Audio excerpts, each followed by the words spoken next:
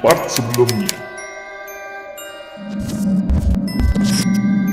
Itu musola kalau kita sholat sendiri, kadang dia jadi makmum. Hah? Itu siapa di depan kamar? Kok ngintip-ngintip kamu itu? Belakangku tuh ada, kelihatan lah di belakang kaki itu ada kain putih. Pocong bukan?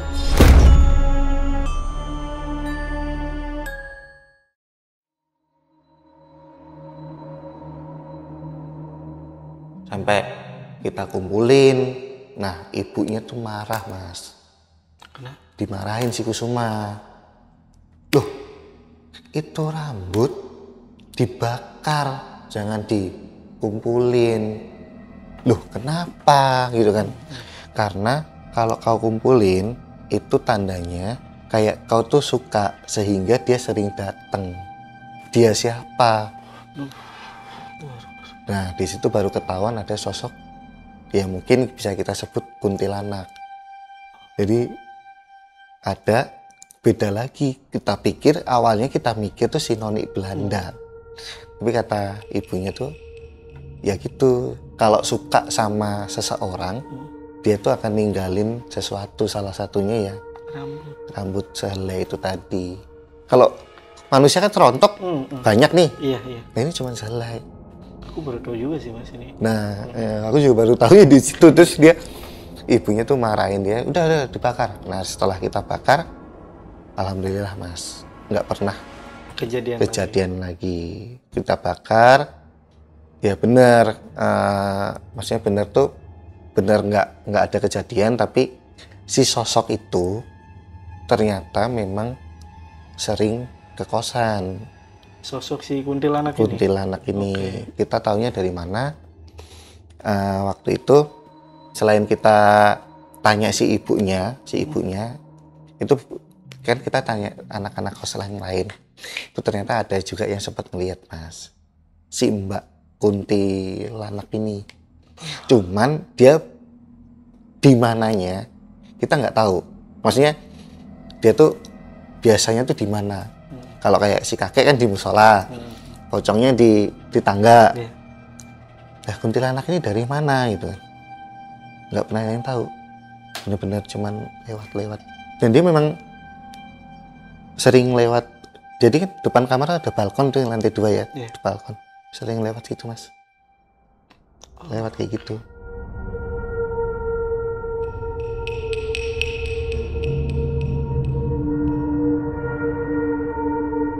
Nah, untuk yang rambut ini ya mas ya, yang ternyata itu adalah rambut si dari kuntilanak ya. Kuntilanak. Itu teman yang lain juga pernah ada yang nemuin juga nggak mas? Pernah mas, pernah. Persis kamar sebelahnya si Kusuma. Jadi ceritanya mungkin aku awalin dari ini ya, karena nyambung sama cerita pengalamanku sendiri yang terakhir. Oke, boleh. Jadi waktu itu kan aku udah mulai sibuk ngerjain skripsi ya mas, udah semester akhir, udah sibuk ngerjain skripsi. Aku tuh tipe yang males ngerjain kalau di kosan, pasti kan banyak gangguannya. Ngerjain dikit pasti diajak main game lah, diajak ngobrol lah, main mana. Biar nggak lulus bareng-bareng tuh mas. Iya emang, solidaritasnya kayak gitu memang. Betul tuh. Nah akhirnya ya udahlah, aku udah semester akhir tuh mas, udah semester 13 tuh mas. Serius udah mau terancam DO saya. Udah mau terancam DO tuh. 13. Kayaknya kan jajan ya dikasih orang tua ya mas. Main Dota full. Emang parah tuh. Oke mas, lanjut mas. Terus karena udah diuber waktu ya, jadi aku pasti ngebut nih ngerjain skripsi. Jadi aku pasti bikin sistem kayak orang kerja kantoran. Jadi start jam 8, kelar sampai setengah 5. Karena kan udah rutin aja kan pasti badan sempat ngerasain capek ya. Nah aku tuh ngelakuin hal yang sebenarnya katanya orang tuh pamali. Nah aku pulang setengah 5, jam 5 lah ya. Nah aku tidur mas, setengah 6 menjelang maghrib. Tidur tuh bener-bener capek, ketiduran tuh pas banget menjelang maghrib. Nggak boleh tuh ya biasanya ya. Iya kata orang kan pamali ya, Iya, kata orang pamali ya. bener-bener capek. Dan anak-anak tuh udah tahu lah intinya kalau Jendro tidur sebelum maghrib itu pasti dia bener-bener lagi drop, jadi nggak ada yang gangguin sekalipun kamar base camp gitu kan. Masih tahu etika lah anak-anak tuh. Nah terus di situ tuh Mas, aku tuh mimpi, ini murni mimpi ya, bukan ketindihan, bukan apa, mimpi gitu ya. Nah di mimpiku itu Mas, tiba-tiba ada di suatu ruangan, di depanku tuh ada tangga melingkar gitu, tangga gede kayak tangga hotel, kayak tangganya Titanic lah. Tahu ya tangga Titanic yang muter gitu kan. Di tangga itu ngeliat tuh, aku tiba-tiba di tengah tangga, bukan dari bawah gitu ya, udah di tengah tangga. Ngeliatin kan takjub ya, ngeliat, ini apaan, namanya mimpi deh. Ini apa nih, ini keren nih, glamour banget gitu.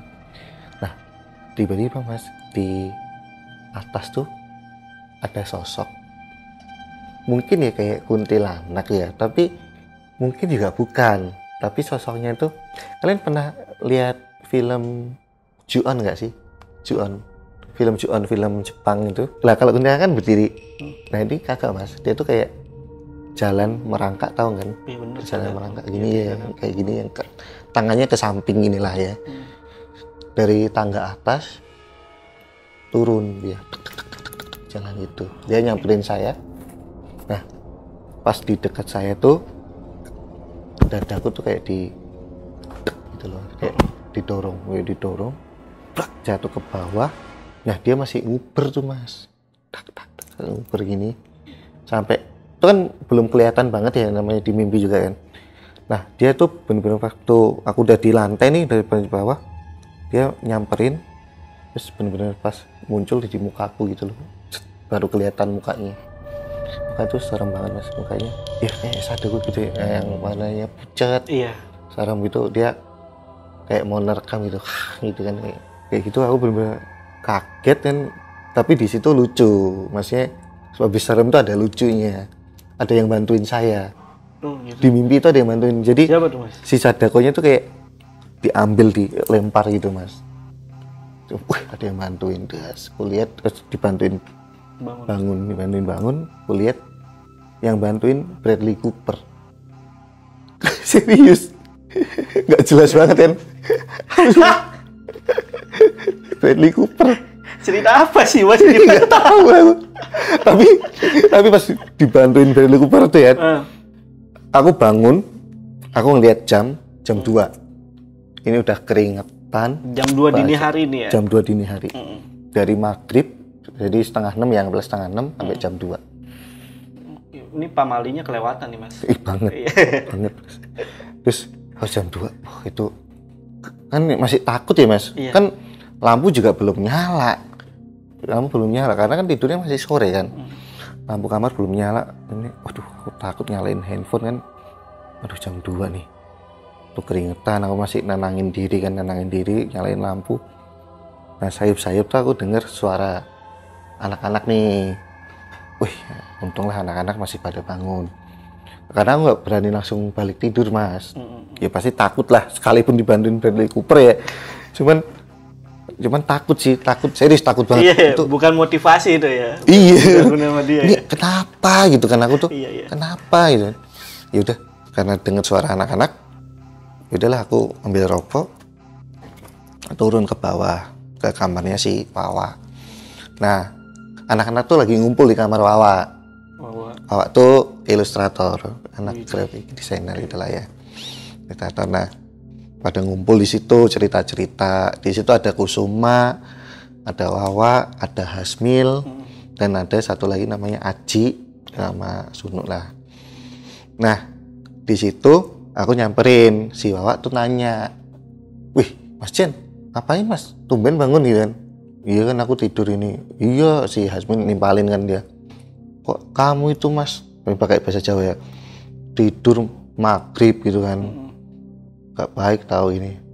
Iya luris," aku bilang gitu. Kalian tahu gak sih aku kebangun kenapa? Nah aku ceritain tuh mimpiku tadi. Dia berasa serem nih, tapi pasti ngakak dong waktu ditolongin Bradley Cooper tuh ya.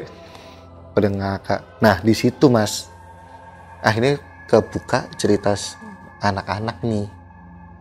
Jadi persis itu kan kejadian persis setelah kita ngumpulin si rambut tadi ya. Persis ceritanya. Nah, itu baru ketahuan tuh kayak si Sunu, ada tuh namanya Sunu, dia kamar sebelah Wawa. Pernah dia malam-malam mau kencing, kan kamar mandi di luar semua kan, toilet di kamar luar semua. Dia malam-malam pas mau ke toilet, mau kencing tuh, mungkin ya sosoknya tuh kalau kita deskripsiin tuh kayak genderuwo. Dia ngelihat kayak genderuwo itu, deskripsinya sih gede, tinggi, hitam semua, matanya merah. Itu ada di parkiran motor. Itu si Sunu yang lihat. Terus si Wawa tuh pernah cerita kalau dia ngelihat ada di, jadi kan sebelah ruang bersama parkiran, di sini tuh ruang cuci. Terus di sini ada tempat biasanya anak-anak main futsal, itu ada pohon mangganya, Mas. Nah, si Wawa tuh ngelihat something di situ, tapi dia tuh nggak tahu apaan, itu intinya sesuatu. Nah, di kosan itu, Mas, kalau malam berisik itu bisa dipastiin pasti akan ada gangguan, entah besoknya, entah hari itu juga. Nah, waktu itu kan kita hitungannya berisik ya. Pas aku bangun kan cerita ngakak-ngakak itu, cerita anak-anak tuh aku, kok ada cerita ini. Nah, terus aku ceritain soal rambut tadi tuh, yang kita ngumpulin rambut. Kan ada aku, ada Kusuma, ada si Hasmil kan. Kalian tahu gak sih, kita kemarin tuh nemu rambut. Akhirnya kita kumpulin terus, tapi karena ternyata malah kayak gini, gak baik kan. Ya udah, akhirnya kita bakar. Nah, ada tuh satu anak namanya Aji. Aji itu sebelah kamarnya si Kusuma persis.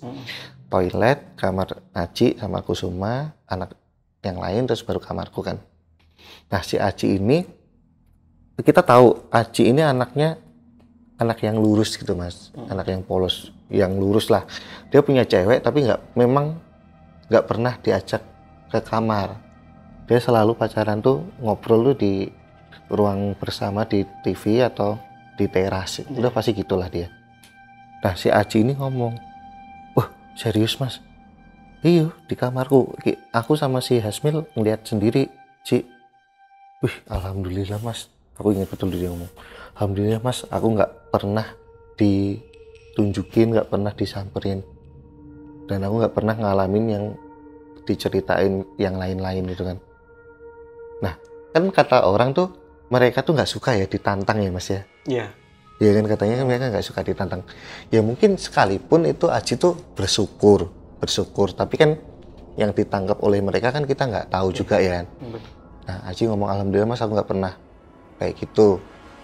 Aku ngomong sama anak-anak tuh langsung nimpalin kan, wah jangan sombong gitu Ji, kamu Ji, ntar beneran disamperin kamu, gini. Kan ini udah pada ngalamin. Iya, si Aji doang yang belum kan. Oh jangan gitu Ji. Nah bener, Mas, itu kan kayaknya kita sampai menjelang subuh ya. Nah bener tuh, Mas, paginya Aji itu kan anak yang memang rajin ya, sholat subuh pasti bangun gitu kan. Memang anak lurus banget dia itu. Pas aku berangkat mau ke kampus tuh 7:30, jadi tidur cuman bentar kan sampai subuh, terus 7:30 aku ke kampus mau konsul. Aji lagi nyapu, dia langsung manggil aku, Masin, apa sih, Mas? Beneran nih, Mas, aku disamperin, Mas, beneran ada rambut panjang.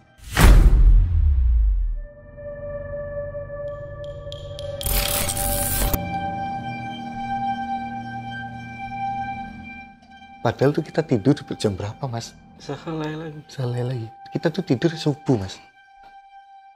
Itu Aji yang malah, maksudnya Aji yang tadi pagi tuh kita ceng-cengin. Iya. Karena nggak pernah disamperin. Langsung kebukti gitu. Jadi kan kita mikir, si Mbak Kunti ini nih bener-bener seiseng itu gitu loh. Dan mau nunjukin eksistensinya kalau dia tuh ada di sini. Disitulah kita tuh bener-bener sampai ngerti, ya udahlah kita tuh di kosan ini tinggal bareng. Kita para anak-anak kos itu tinggal di sini lebih baru daripada mereka. Nah ya kita harus saling ngerti lah. Kita udah dikasih kesempatan siang untuk aktivitas, jadi malam harusnya kita istirahat biar mereka yang beraktivitas. Oh gitu. Nah balik lagi tuh Mas, dari situ persis dengan cerita yang ibunya Kusuma. Jadi setelah Kusuma nelpon ibunya disuruh bakar rambut, kita kan nanya, sebenarnya kenapa sih dengan kosan ini gitu kan? Kenapa sih? Kan biasanya kalau kayak rumah gitu kan cuma satu, cuma dua. Ini kok bertubi-tubi. Jadi banyak, seperti yang kita tahu, kakek yang di musola, nonik Belanda, pocong yang di tangga, gendruwo yang di parkiran, kuntilanak yang suka keliling, sama yang nggak ngerti wujudnya apa di pohon mangga, terus sama yang katanya ada di ruang TV lah, terus sama yang aku alamin yang makhluk-makhluk kecil itu kan ya. Kita tanya tuh si Kusuma nanya ke ibunya, kenapa sih sama kosan ini? Ini coba kosan itu dilihat belakangnya kosan itu ada apa gitu loh. Kenapa kok ada apa? Ada makam apa bukan? Oh enggak kok Bu, lah makam nggak ada itu. Cuman memang ada satu makam. Ini nggak aku tulis di situ ya. Oh, di tweetnya Mas. Nggak aku tulis. Aku juga ya? Karena baru inget. Iya. Baru inget pas kemarin cerita-cerita itu.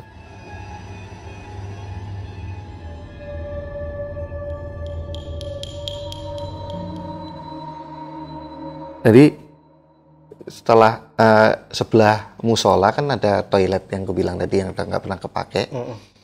Dari toilet ini kan ada ventilasi ya Mas. Iya.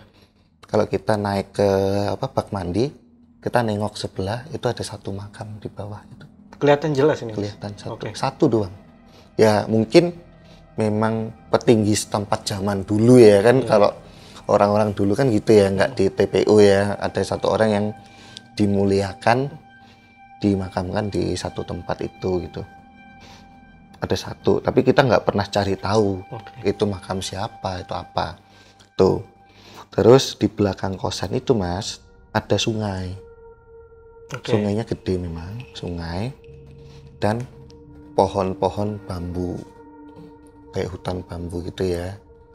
Dan kata ibunya pun, dan salah satu temanku ya, aku ada teman yang memang indigo juga, itu teman kampus, cerita bahwa kosanmu itu memang angker dari dulunya. Loh kok bisa? Kenapa? Ya karena memang di belakang kosanmu itu kalau malam ibarat kata tuh kayak pasar malam.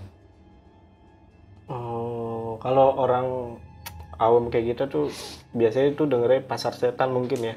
Mungkin ya pasar setan ya. Jadi kayak pasar malam. Jadi kayak gerbangnya itu ya salah satunya ya lewat kosanmu itu gitu loh. Jadi nggak heran banyak yang lalu lalang. Jadi penghuni aslinya mungkin cuman berapa, cuman si kakek tua sama si noni doang ya. Yang lain tuh ya cuman pendatang atau cuma numpang lewat. Oh makanya kenapa kuntilanak itu yang tadinya nggak ada jadi muncul gitu mungkin. Dan bahkan ada sosok lain kayak pocong. Mungkin yang kayak Mas gitu. Jandro lihat mungkin iya, ya. Iya betul. Si makhluk-makhluk kecil itu kan. Iya. Kayak gitu. Itu dari ibunya si Kusuma sama temanku kuliah, teman kampus. Serem banget. Nah, lalu apa ya Mas? Pernah juga ada ini Mas. Oh, aku belum cerita soal pengalamannya si Mas Ucup ya. Jadi gini, Mas Ucup itu salah satu senior di kosan. Dulunya dia memang bukan anak kosan situ, dia punya teman yang ngekos di situ, tapi si Mas Ucup ini sering main ke kosan. Kita main futsal, bahkan dia sering azan di musola, pokoknya dia sering main. Nah, sampai suatu ketika akhirnya dia memilih untuk tinggal juga di kosan itu. Nah, dari Mas Ucup ini aku dapat cerita kayak gini Mas. Dia itu kan paling rajin dulunya tuh paling di kosan tuh paling rajin azan. Dia itu di musola tuh yang azan tuh si Mas Ucup ini. Bahkan dia termasuk berani untuk sholat subuh sendiri di musola itu. Ucup itu dulu memang anak pesantren kalau nggak salah Mas Ucup tuh. Dia berani. Nah, dari Mas Ucup tuh aku dapat cerita yaitu dia beberapa kali kalau sholat di situ tuh suka ada yang makmum itu si kakek itu aku sempat tanya juga, tapi si kakek itu memang nggak ada niat jelek kayak si kuntilanak tadi tuh yang suka iseng naruh-naruh itu kayak genderuwo yang nunjukin diri nyeremin. Ya wujudnya kakek jadi di ujung ini pintu masuk kan musolanya agak serong gini ya Mas. Di ujung sini tuh ada satu sudut yang lembab memang. Gak tahu kenapa dia doang yang lumutan. Di situ tuh lembab. Jadi si kakek itu Ucup ngeliat di situ. Itu cerita awalnya gimana tuh Mas? Itu cerita awalnya tuh jadi ya Mas Ucup biasa Mas, sholat seperti biasa. Sholat seperti biasa. Pas ruku tuh ngeliat di ekor mata gitu ya. Itu siapa orang? Kalau ada makmum, kalau di Islam kan kalau ada makmum susulan atau makmum masbuk itu kan harus nepok pundak ya. Betul. Supaya tahu kalau oh aku sedang jadi imam. Nah itu nggak ada yang nepok, nggak ada yang gini, nggak ada yang giniin waktu dia ruku ngelihat tuh siapa.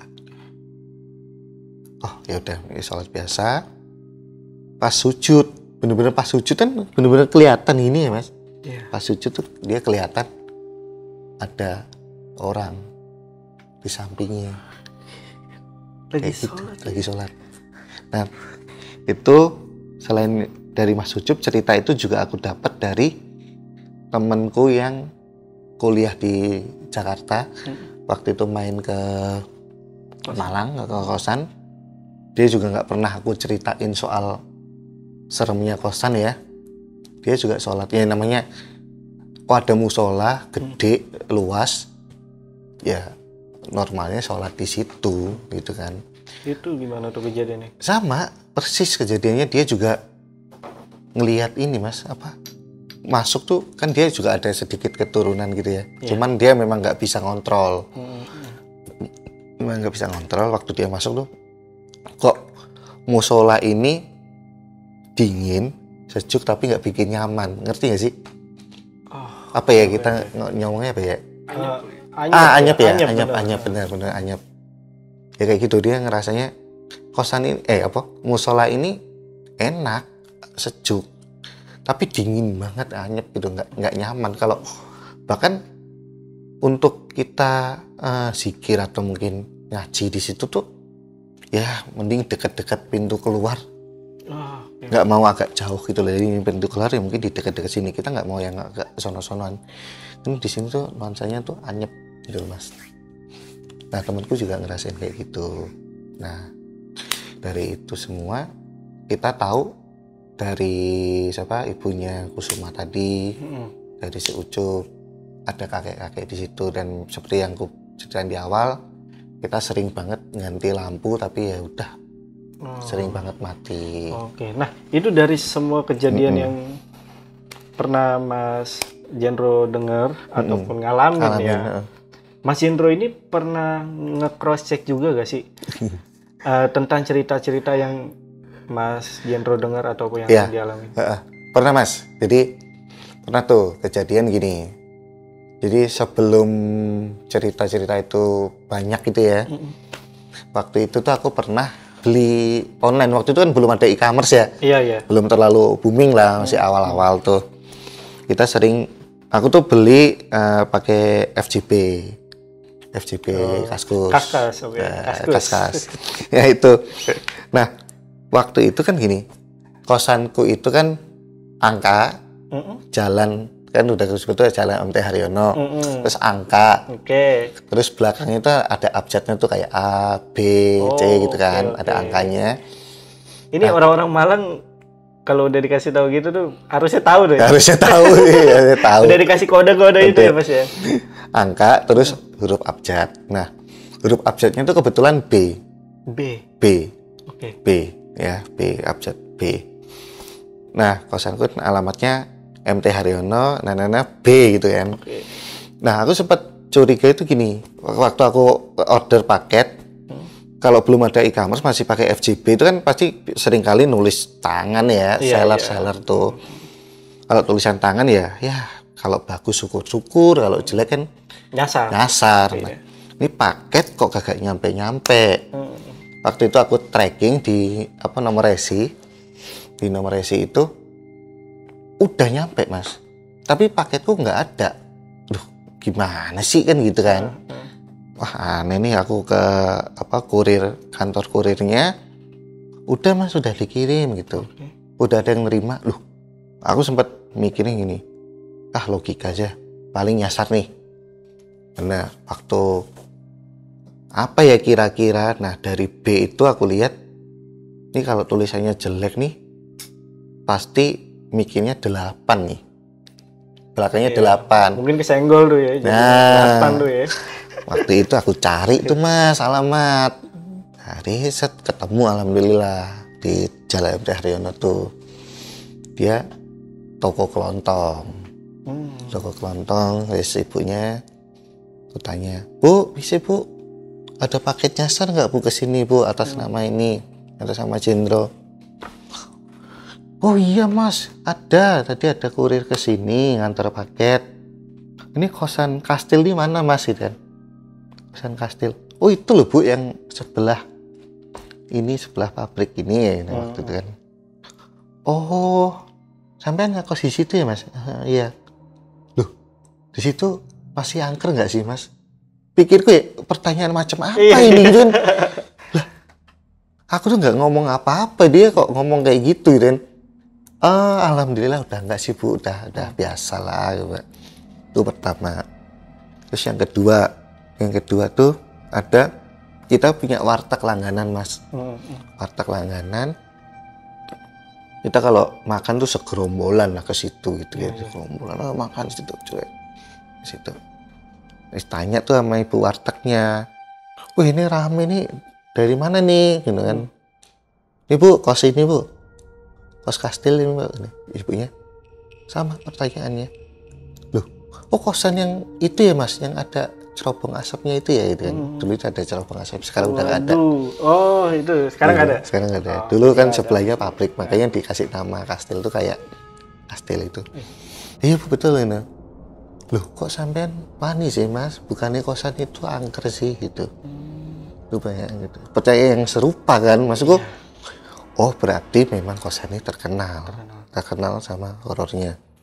Terus ada lagi temanku kampus Mas. Dia anak asli Malang, jadi SMA juga di Malang. Dia bertanya tuh, waktu itu mau ada tugas ngedit video ya. Dia nanya, "Loh, Bro, kamu kos di mana ini?" "Kos di sini loh, Mai," gue bilang gitu. Namanya Maya kan. "Kos di sini, Mai. Kos yang mana sih?" Ini aku kasih tahu kan lancar-lancarnya. Oh, dia waktu main ke situ juga. "Loh, Bro, kosan ini dulu nggak kayak gini." Jadi ternyata kosan itu pernah mengalami renovasi sebelum aku pindah ke situ. Aku juga baru tahu di situ Mas. Dulunya tuh bangunannya nggak seperti itu. Jadi dulu bangunannya tuh masih adep-adepan, belum 2 lantai. Masih adep-adepan dan belum ada ruko di depan. Jadi gerbangnya masih gede, cukup buat mobil. Oh iya, aku baru tahu. Dulu temanku SMA ngekos di sini. Dan katanya sih horor. Angker. Nah, berarti kan udah ada 3 orang yang ngomong hal yang sama nih. Oh begitu ya. Oh iya sih, memang ya ada lah, kalau cuma ngomong gitu doang ada lah, nggak keterlaluan, aku bilang gitu. Nah, kemudian dari semua cerita itu, aku udah menjelang semester akhir ya Mas. Kebetulan kenal sama satu anak juniorku juga di kampus, tapi kebetulan dia tuh adik ipar dari temenku. Oke, namanya Dek Yayang. Jadi gimana waktu itu kan kosanku tuh depannya ruko ya, dia bilang ruko itu jadi tempat makan. Kita makan tuh bertiga, aku, Dek Yayang sama temanku itu.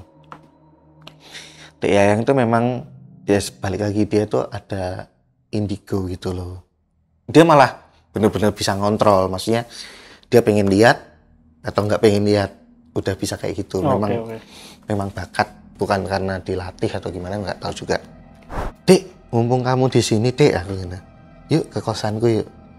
Ngapain, Mas? Ya, aku pengen tahu aja gitu. Sama si temanku. Wah, Yandro, kita lihat ya. Temanku ya gitu kan dia memang. Ya udah habis makan. Makan di depan, kita masuk ke kosan. Nah, baru masuk gerbang, si Dek Yayang tuh kayak langsung ngeliatin atas. Dia Mas, nggak langsung masuk nyelonong kayak kita gitu kan. Mas, ini apa dulunya Mas? Nanya gitu. Nah, kenapa Dek? Kok banyak ya Mas itu? Belum juga masuk Mas. Baru di gerbang ini kan ruko. Kita keluar gini muter dikit masuk ke gerbangnya. Udah, sini baru kosannya kan. Baru masuk. Ini apaan Mas dulunya Mas? Kok banyak ini? Loh, padahal aku belum cerita apa-apa tuh. Karena memang aku pengen cross check tadi Mas. Dengan apa yang ku dengar, dengan apa yang ku alamin, sama nggak dengan ceritanya si Dek Yayang ini nanti. Emang sengaja. Yaudah Dek, kita jalan dulu aja lah. Nah, waktu masuk, Dek Yayang tuh ngeliatin atas, ngeliat ruang bersama, ruang TV. Mas, itu yang di sini ada Mas. Dia duduk di pojokan di kursi-kursi gitu. Jadi ada kursi bekas, sofa bekas. Ada sofa bekas, tumpuk-tumpukan karpet, meja karambol di situ numpuk. Masuk lagi, Mas di sini ada, dia gini doang kayak nunjuk gitu loh. Di sini ada. Apa Dek? Ini hitam gede. Wah, ini yang dilihat Sunu. Si Gendruwo itu berarti. Lokasinya sama. Dia nunjuk ini. Jadi di parkiran dia lewat ini kan. Dia nggak mau ngelihat langsung gitu ya. Dia cuman ini Mas di sini ada nih gitu. Ini hitam gede. Mukanya seram, dia nggak suka diganggu ini kayak gitulah intinya. Nggak begitu baik ini gitu. Oh iya, ini yang dilihat Sunu nih, yang waktu aku habis mimpi ketemu Bradley Cooper tadi kan. Si Sunu cerita tuh di situ ada makhluk tinggi gede. Oh iya Dek, itu masuk lagi ke tempat cucian. Nah, ke tempat cucian itu, tapi dia nggak nyebutin di sini ada, cuman ngomong itu apa, pokoknya ada Mas di sini, nggak jelas. Terus ketahuan lagi yang kata si Wawa, yang di maju lagi ketahuan yang di pohon mangga. Di pohon mangga, tapi nggak sama, nggak disebutin apa visualnya itu apa. Sampai akhirnya kita lurus ke arah tangga yang ada pocongnya tadi. Dia ngomong di situ pun juga ada pocong. Di tangga naik ke musola. Nah, dia baru ngomong, Dek, sini ada mbah gimana Dek? Tapi dia baik Mas, dia nggak ganggu. Oh gitu. Terus jalan dia cuma ngeliatin ambil. Kadang ya cuma nunjuk ini gitu doang, tapi nggak dia omongin. Sampai akhirnya udah selesai, kita turun kan kayak keliling gitu kan ke lantai 2, terus turun. Nanya ke Dek Yayang, Dek, udah gimana Dek? Ya Mas, di sini banyak banget. Ya memang banyak dia ngomong. Loh, banyak tuh apa? Loh, banyak tuh apa? Ya memang banyak Mas, tapi mereka itu balik lagi sama kayak ibunya Kusuma. Mereka ini pendatang. Oke, kan mereka ini pendatang. Iya. Yang asli itu cuman si kakek. Si kakek noni Belanda itu yang asli. Tapi yang paling dulu sebelum itu ada kosan si kakek itu. Jadi kita nggak akan bisa minta dia pergi atau bagaimana. sama si Noni Belanda. Oh, berarti memang sama nih semuanya, semua cerita teman-teman ini semua sama dengan si cerita Dek Yayang ini, gitu Mas. Nah, aku pikir selesai, ya sebenarnya ceritaku sih selesai di situ ya Mas. Ceritaku selesai di situ sampai akhirnya aku kemarin bikin tulisan di Twitter itu. Iya, benar. Syukur ada yang mention tuh, balas-balesin, cuma beberapa ada yang baru cabut dari kosan itu tahun 2020 kemarin. Ini baru banget ya Mas? Baru 2020. Dia, nah aku dapat cerita tentang kosan itu justru dari dia. Maksudnya gimana tuh? Jadi sebenarnya anak itu waktu itu sempat aku hubungin dulu banget tahun 2020 kalau nggak salah. Waktu itu aku belum kepikiran bikin thread ini, cuman pengen nostalgia lah, pengen lihat kosan, coba lihat kosan di Malang gitu kan, ada nggak? Nah kebetulan aku pun juga nggak ngerti kalau dia yang mention, jadi aku pernah hubungin dia, cuman pengen tahu keadaan kosan sekarang, belum ada keinginan bikin thread ini. Nah pas bikin thread ini ternyata dia juga ngebales, mention, oh iya ini kosanku gitu kan. Ini kosanku. Aku pernah Mas juga, dia pernah ketindihan. Dia cerita di situ awal-awal dia ketindihan. Oh gitu ya. Nah, aku kan pengen DM dia kan, waktu aku klik DM, loh kok ada bekas DM-ku gitu kan. Oh ternyata aku pernah ngontek anak ini gitu loh. Oh masih ada jejaknya. Masih ada jejaknya. Aku bilang, Mas ternyata kita pernah komunikasi nih Mas. Tolong Mas ceritain lebih lengkapnya gimana gitu kan. Akhirnya dia balas di mention tuh, dia selain ketindihan, waktu sholat Jumat tuh nggak salah, dia cerita di DM. Di DM apa di mention aku lupa ya. Pokoknya dia cerita, dia pernah nanya ke tetangga-tetangga, ada kakek-kakek, dia nanya, tahu nggak soal ngobrol-ngobrol soal kosan kastil ini gitu kan? Oh, kamu tinggal di situ? Iya, kayak ya itu dulunya tuh memang yang punya tuh orang Belanda dari tahun 70-an. Punya orang Belanda dari tahun 70-an. Dijual ke orang Arab. Oke, antar negara ini ya. Yang punya orang Belanda bangun, dijual ke orang Arab, dijadiin kosan. Nah orang Arab tadi itu kalau nggak salah dijual lagi ke orang Arab yang sekarang ini, yang dari masaku sekarang.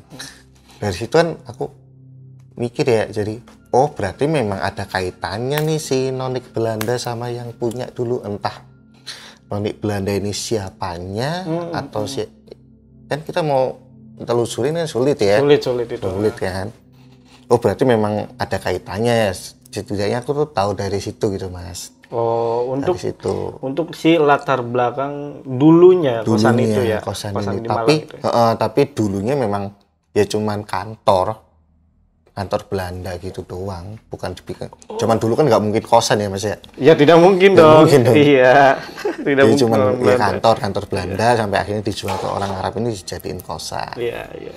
Ya gitu. Jadi memang sudah bangunan ini memang udah selama itu, cuman mengalami renovasi tahun 2000 awal gitu.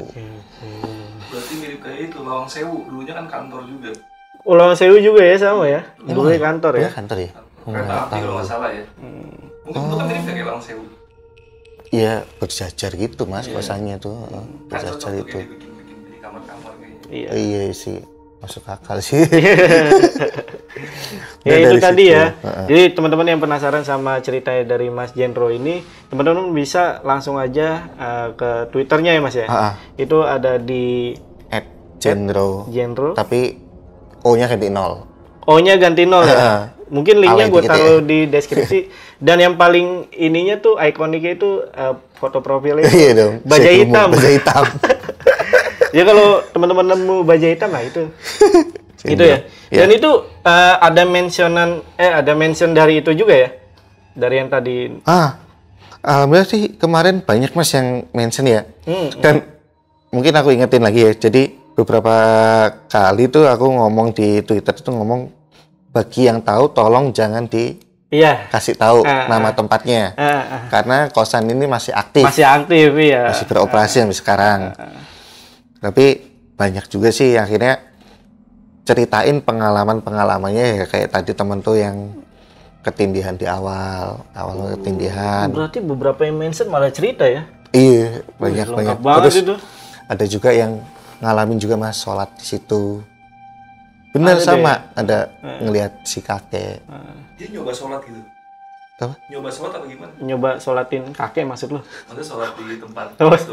Iya, tapi udah beda generasi Mas. Ini anak yang baru masih masih ngekos di situ. Kirain orang Twitternya lewat. Kagak. Dia di situ nyobain. Dia iseng banget anjir. Dia bener-bener ini Mas, apa di mention itu dia ngomong, lah ini kan yang ku alamin gitu. Bener-bener kayak ngomong sendiri dia.